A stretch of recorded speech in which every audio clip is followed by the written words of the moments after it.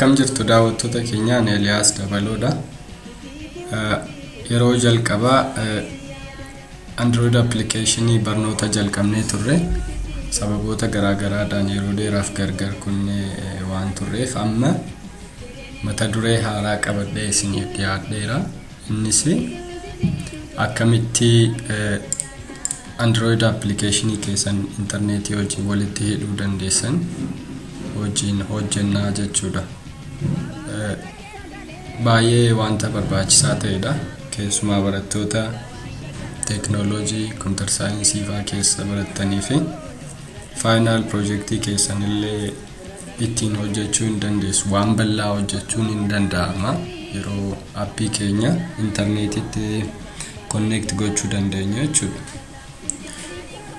Foto kanarratti akka argaa jirtanitti paintiidhaan hin kaachise client server architectureidha. Client jechuun egaa akka keenyaatti bilbila keenyadha. Bilbila keenyarraa yookaan appii keenya serveriin immoo ani kan hin fayyadamaa jiru zamp serveriidha. Zamp serverii jechuun locally yookaan computer keenya irratti kan nuti fe'anne local server kan jennu Apache serverii kan fayyadamuudhaan beektu.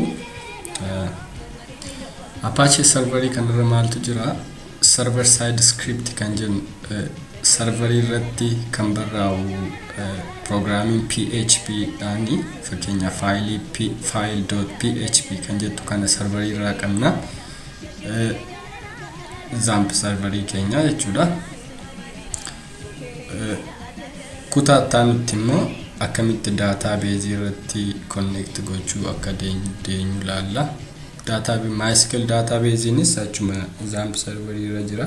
Ammaaf garuu akkamitti faayiletti kana access gochuu dandeenyu wajjin hojjennaa jechuudha. Clientiin keenya HTTP request serveriitti ergata. Serveriin achi yoo connect gochuu danda'e HTTP response kennaafi jechuudha.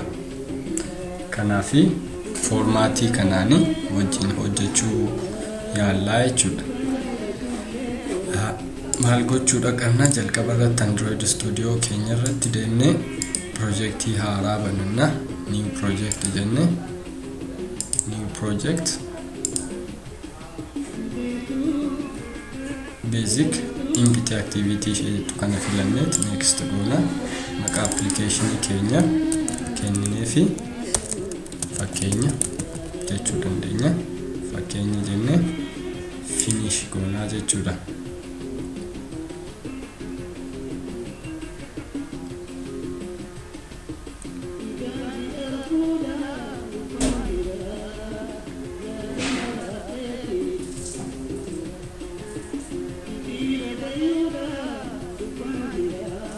Akkuma isin argitanii Android Studio ni xiqqoo yeroo fudhatti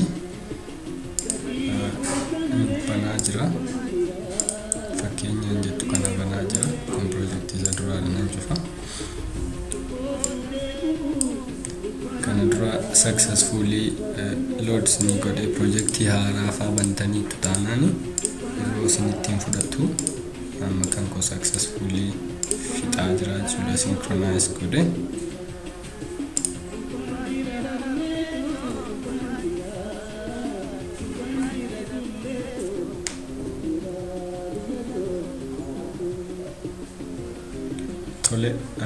Appiin keessan yoo sirriitti index ta'e Android Studio ni jalqaba irratti folder ishee kana isinii fida. App fi Gradle script kan jettu kana isinii fida jechuudha. Taabii jalqabaa irratti XML isaa kan interface ittiin hojjettanii fi kan itti aanu main class irraa application keessan jalqabdan isinii fida jechuudha. Fakkeenyummaadhaa fi jalqaba kanarratti applicationota kana wajjin hojjenna. Isheen jalqabaa kanadha. Kana jechuun suura kanarratti akka argitanitti suura kanarra akka ilaaltanitti clientiin keenya gaafa serverii connect godhu guyyaa gaarii isheen jettu kun file.php kan jettu kanarra jirti. Kanaaf bilbilli keenya request gaafa gaafatu achi immoo serveriin ergaa kana deebisee fi text view yookaan appii keenya irratti display gochuu dandeenyeerra jechuudha.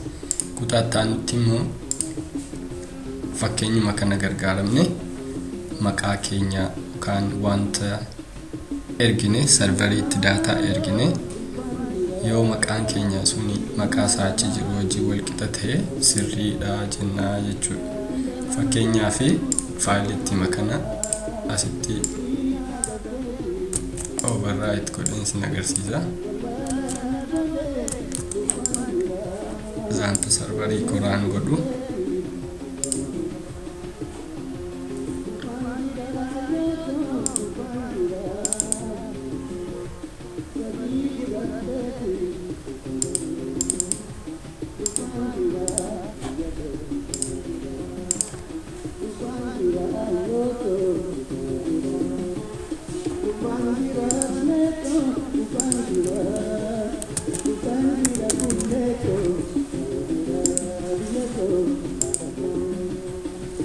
akka argaa jirtanitti serverirraa cheekii godhe ilaaleeti maqaa kiyyaroon katabee ergeedhu sirriidha kan jettu kana deebisee dhufe jechuudha. Isheenis faayilitti kanarra jirti. Akkasirratti argatanii maqaan kun ergame kun kana wajjin wal qixa ta'e sirriidha jettu deebisedha yookaan achi sirrii miti kan jettu deebise jedha jechuudha. Asumarratti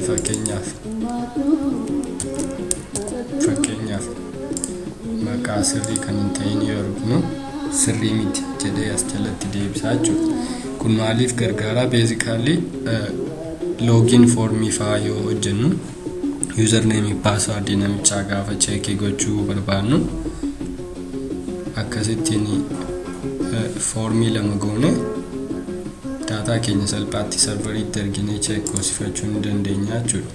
Ammaaf gara isa jalqabaatti deebina. Faayilitti kanarraa access goone argachuudhaaf jechuudha. Maal gochuudha qabna? Asitti tursine layout keenya keessa deemne constraint layout kana relativity jijjiirra just for simplicity asitti id laannee fi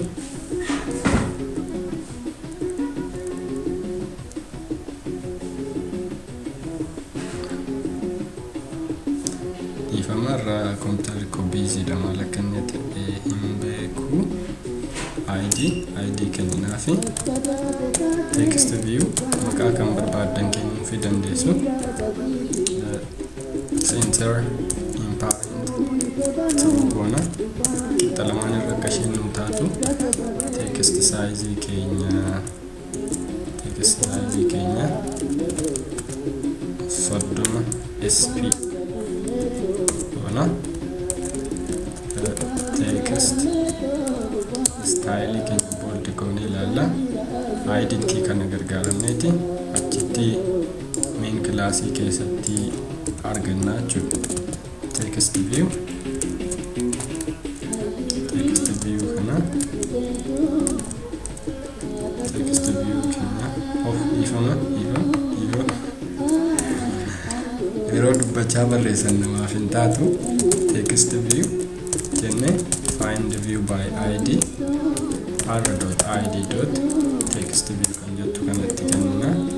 Asirratti Android Studio old Android Studio duraa fayyadamte asitti text view cast gochuu sin gaafata. Latest Android text view garuu ofii masaayyuu isiniif wantu godha. Asitti achi booda maaltu hafe data keenya serverirraa load gochuudhaaf jechuudha. Innis URL hojjechuudha. URL jechuun linkii yookaan adreesii bakka faayiliitiin jirtu jechuudha. Universal resource locator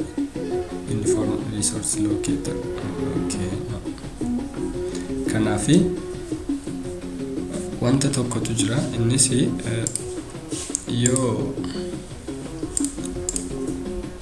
Android application keenya irratti asirratti yoo long running task fakkeenyaaf music player yoo hojjenne asirratti yoo play goone interface kana busy gochuu danda'a. Akkasuma long running kan jedhaman kun internet access gochuudhaaf yoo main interface kan irratti run goone busy ta'a. Kanaaf maal godhe Androidin classii dedicate ta'ee qopheesse kan background dhaan run godhu. Innis dedicated class kophaasheetti gochuu dandeenya. Maqaashee data loader extends async task jedhamti. Async task synchronize task jechuudha. String data type kan feetan itti kennuu dandeessu garuu based on your need. Kanaaf asitti kan inni diimaa fideefi declare abstract implement abstract method doing background kan jettu kana irratti barreessu dirqama. Doing background kun kan inni keessaan load godhu jechuudha. Asirratti kan nuti gaa URL keenya form goonu URL equal to new URL asitti URL keenya gashina. Isheen kun exception dha. Kanaaf alt enter goone yookaan try kachi keessa gashuu dandeenya. Fuma keenya try kachi keessa gashuu dandeenya. Asii booda HttpURLConnection kana asirratti URL itti kanarraati get HTTP connection jenne asitti kenninaaf jechuudha. Kunis diimaa jala sarareen nuti exception dha. Asitti malformed URL exception dha. Well lamaan isaanii kan sakanas input exception dha. Input output kanaaf kachitti dabaluu dandeenya. Sitti akkas goone kachitti dabaluu dandeenya. exception jechuun dandeenya. Yookaan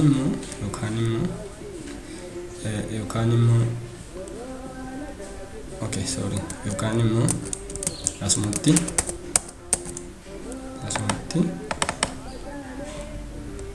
alti enter goone adda kaach goone yoo ta'u baateen collapse goone HTTP connection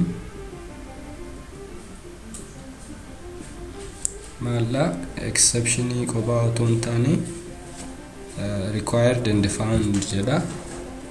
I think class isaanii wal argaan jiranii fi kanaaf cast goone HttpURLConnection itti salphaa kunuunte jechuudha. HttpURLConnection erga goone connection kana .connect goone. Ammagaa IP address isheen os keessa kennisu kanatti fakkeenyaaf yoo HTTP akkasa ta'e localhost yoo ta'e yoo asitti barbaaddanii Google yoo ta'es asitti gashuu dandeessu. Google server qabaatan jechuudha keessatti domain name mataa keessanii gashuu dandeessu. Fakkeenya jettu kana folder yoo taate file ishee server irra jettu kana PHP kan akkasitti kennuu fi dandeenya. Amma garuu nuti asitti maal fayyadamuun dirqama keenyadha. IP address computer keenya kana fayyadamuu qabna. IP address innis fakkeenyaaf internetitti connect ta'ee waan hin jirreef asitti localhost gochuun danda'a. Localhost jechuun IP address isheen beektu ibaaf 27.0.0.1 jettu kanadha localhosting keenya. Garuu fakkeenyaaf application bilbila kanaaf localhost jechuun system bilbila kanaa mataasaa. Garuu local hosting kun isheen kun serverii qofaadhaaf. Kanaaf appiin keenya serverii bira deema waan ta'eef local hosting ni in argatu jechuudha. Kanaaf IP address yookaan domain name dhagashuu qabna as keessatti. Isammoo isa arganna fakkeenyaaf asumaan internet option keessa seennee IP address keenya argachuu dandeenya salphaatti. Isheenis asirratti ta'a. Akkasirratti argatanii view your network properties etti. Akkasitti argitanii IP address baay'eetu jira. Sababni isaas internet card garaagaraa jira. Kun Realtek kana fa'aa jira, virtual box kana fa'aa jira, Qualcomm fa'aa, local area connection hedduutu jira. Kan inni irratti godhamaa jiru ADV kun kan maalla kuni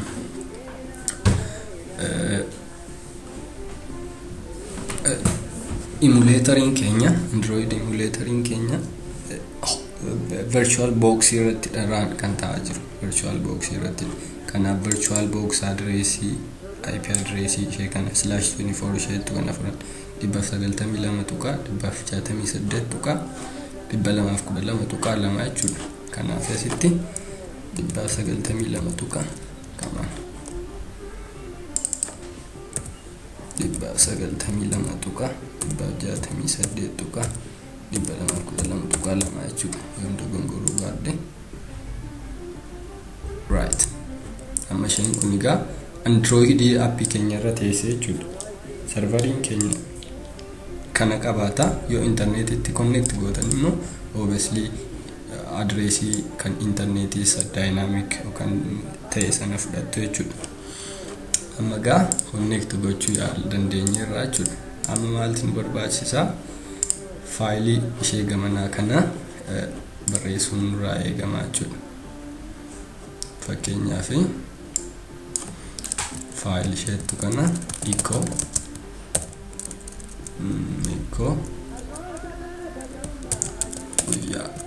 gaarii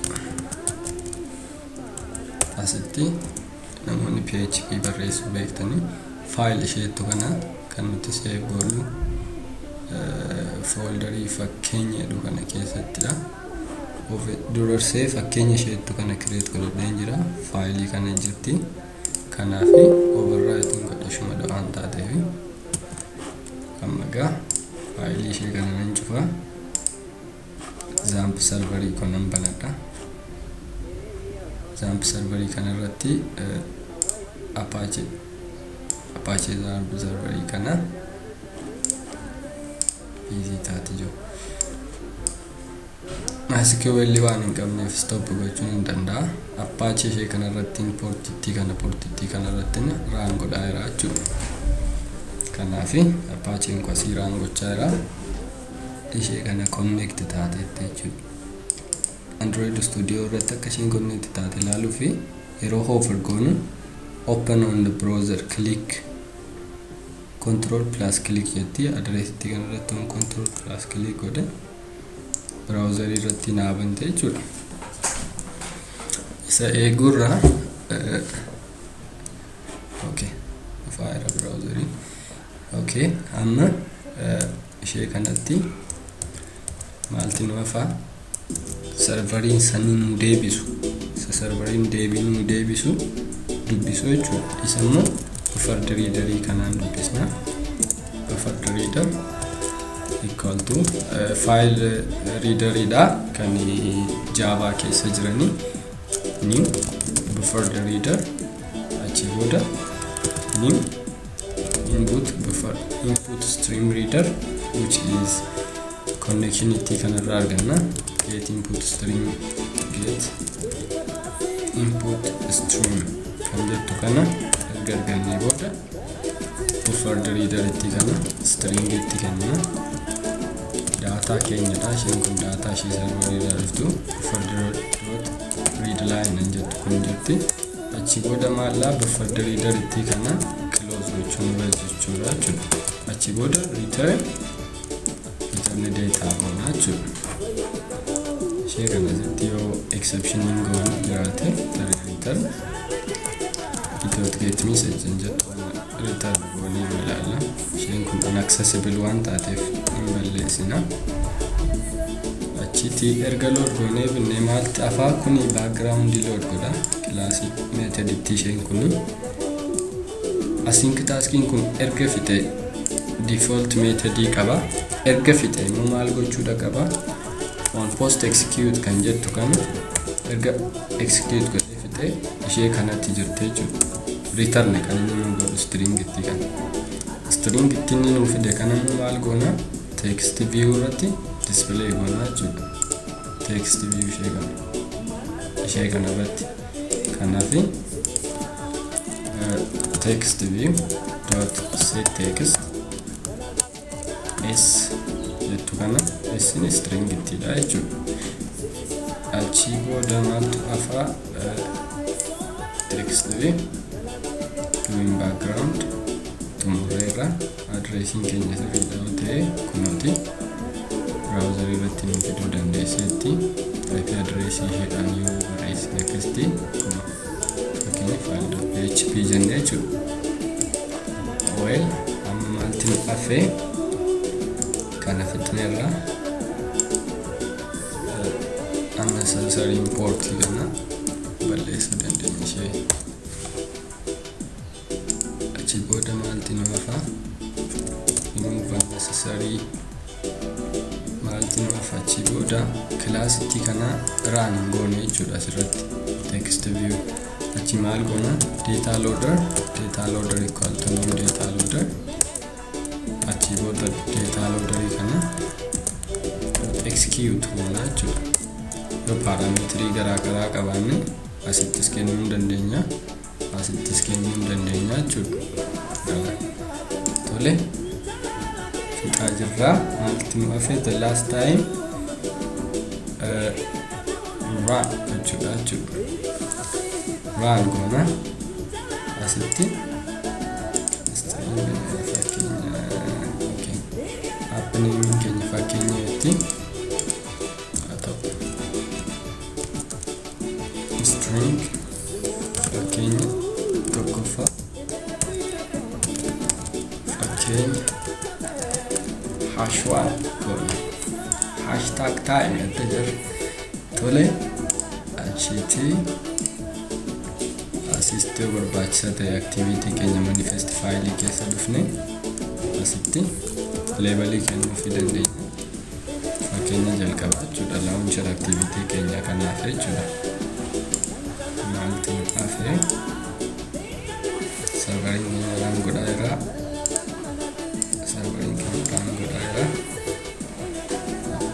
Xiqqoo obsan eegaa jechuudha. Ammasitti muuziqaa keessan komuu dandeessu.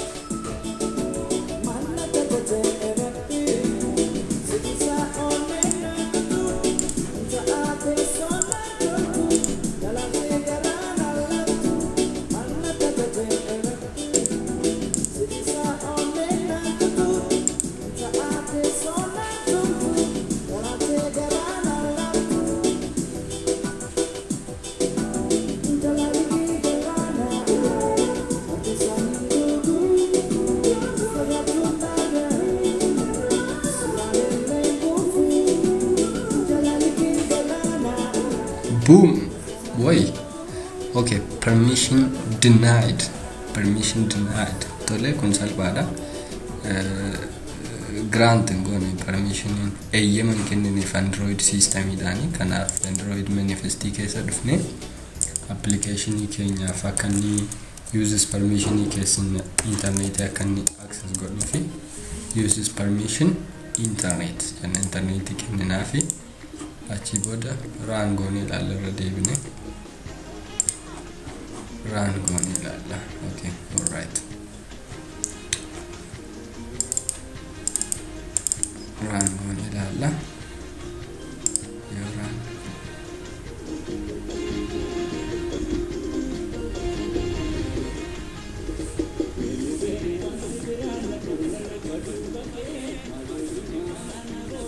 Guyyaa gaarii. Wow. Perfect. Taatee jechuudha. Kanaafi appii keenya run goone as keessa itti ta'an jedhu fakkeenyatti.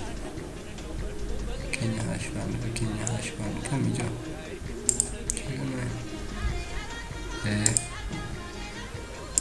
okay all right kana home screen irra godhanna kanaaf fakkeenya gaariitti edit goonee ilaallu